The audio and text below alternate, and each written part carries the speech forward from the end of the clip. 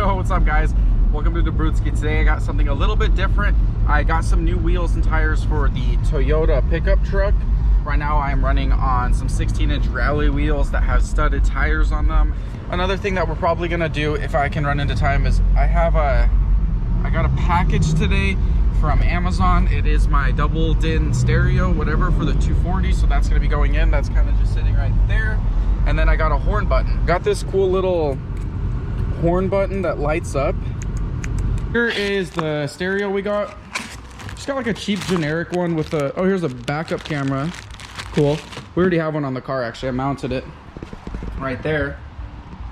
So not gonna use that, which is fine, just saves us a little bit of wiring. Steering wheel remote, trash. Normal remote, wiring harness. And let's see if we can open up this box.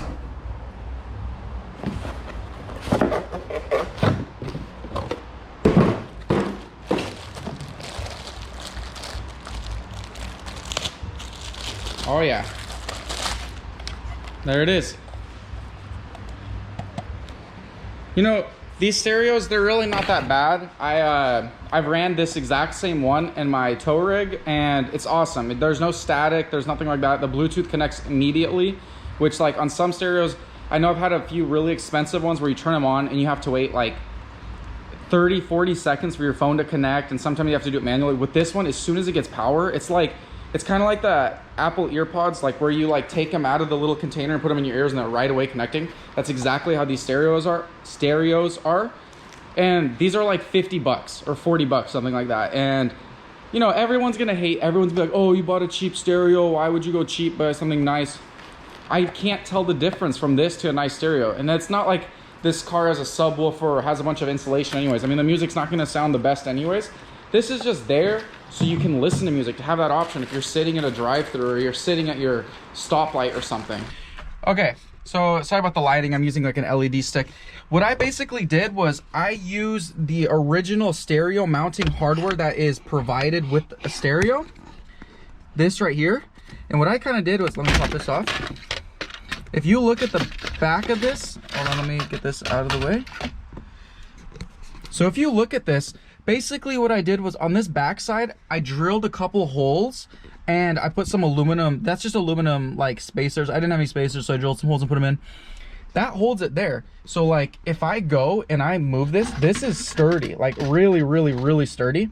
These are exactly where the stereo bolts up to it. So once this is sitting in the car right here, I can adjust the stereo as far in or as far out as I want, and I can get it exactly flush right here, which is sweet. And I know a lot of you are gonna look at that and be like, wow, that is the wrong way to do it, whatever, blah, blah, blah. I guarantee it. I guarantee it. And if I'm wrong, message down below and tell me that I'm wrong. I guarantee you there is not a centerpiece that's gonna hold the stereo nicer than that is. I mean, I promise. Everything I've seen, at least. If somebody builds a kit out there and it's way nicer, it's like Billet or something, I'm sorry, I didn't mean to offend you, but that thing is dope. So the wheels I'm putting on the truck are actually right here. They've got like literally brand spanking new Toyos on there. See the wheels? They're, you know, they're starting to chip up right here and such. Whatever. You know what? These aren't that bad. Maybe I'll leave that.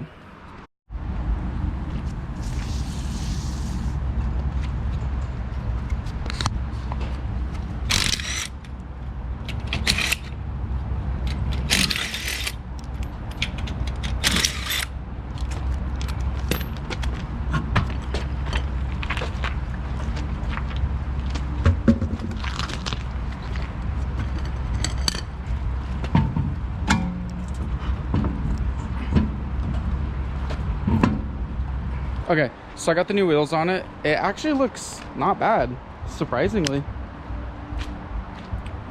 Basically what I'm gonna do now is I got all my car wash stuff in there. I'm gonna go to the car wash the truck, and then wash the wheels. I know it's raining and it's dumb to wash it, but I've actually ceramic coated the truck. So once I wash off all the grime and dirt and nastiness from the winter, it should stay pretty clean. So next time I wash it, it's not gonna be as bad.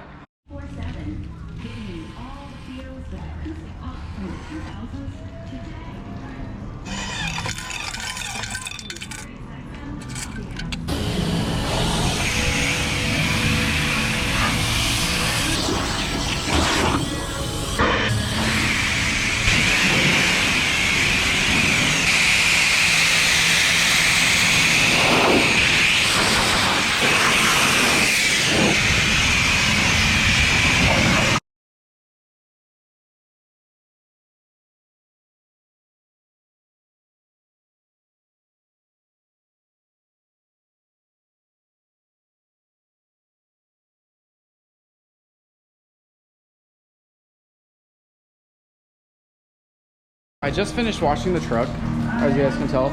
I'm not gonna try it because it's raining outside. There's no reason to try it, but look how clean the paint is on this truck. See all the water's beating up like that? That's the ceramic coating doing its job really nicely. Wheels turned out fantastic. They cleaned up really good. I'm not a huge fan of how it looks with these wheels, but these are the only set of wheels I have for this truck that will work for the summertime. I actually picked them up yesterday for 100 bucks, and they have like brand new tires on them, so I think 100 bucks is not bad. Truck looks freaking awesome. I wasn't sure about these wheels at first, but after I painted the drum brakes in the back and the calipers, it looks so good. I'm not mad at all.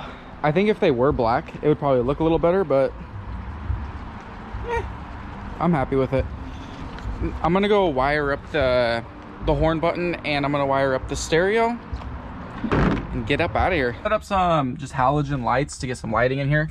First thing I'm gonna do is take this plastic piece off and figure out where to put this horn button.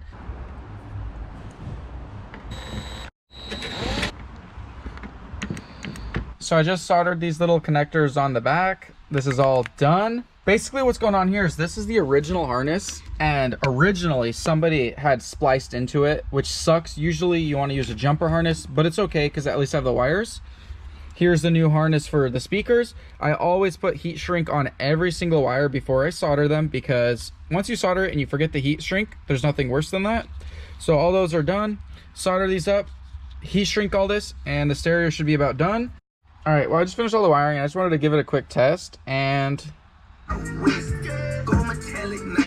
it works. Everything works. Basically now all I need to do is finish up a couple of the tiny little wiring things, clean up the mess and put it all together, and then not touch this anymore. So let's just put this all back together. On the last wire, I went ahead and dropped some solder on my seat, my Mint S13 passenger seat, and it's like melted onto the seat. What a frustration that is. Boom. Look at this. It's all done and done. Let's see if I can connect my phone to it, because Bluetooth. Let's see if it remembers my phone. Look at that. It actually freaking works. All right, check this out. It's done. It looks so good. All completed. Sadly, this hole right here was from the old horn button. I'll fill that up. Check it out though. Oh yeah, you already know that works. And the best part is when I turn the key off, it all turns off. Turn it on, horns on. Those horns sound so good. I put some Volvo, I don't know, XC90 or whatever the big SUV is, that like a 2000, it was a newer one, maybe 2013, 14, I don't know. I saw it at a scrapyard and I saw the two horns sitting up front, and I'm like, I want those. So I went and bought those and put them on this. And all right, so I'm cleaning all up in here. I am seriously so upset with myself right now. These stupid lights are like really, really hot. They are like super hot. Like they could probably warm up a small room if you leave it long enough. I didn't realize that it was like really close to the car, and I burned this thing right here, like the side pillar piece. Look at this. Let me move this light a little bit. It like straight up fried it. So I'm gonna go on a forum and see if I can get one of those today, or go online and buy one. I'm upset because I already replaced them at one point because they were already kind of like rough. Pretty upset with myself. Look at that.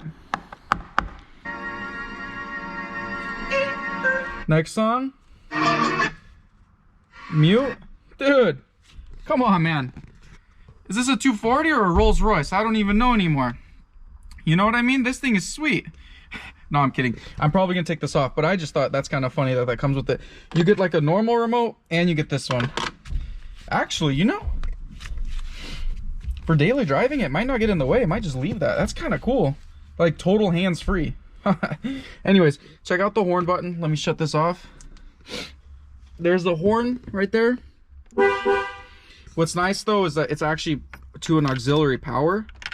So when I turn off the car, the stereo turns off, and I turn it on, there it goes, on, off, on, just like the rest of my gauges, everything. I did wire it to where when the car is off, I can still press the horn. Because I don't know, I kind of like it that way. But yeah, there's all that.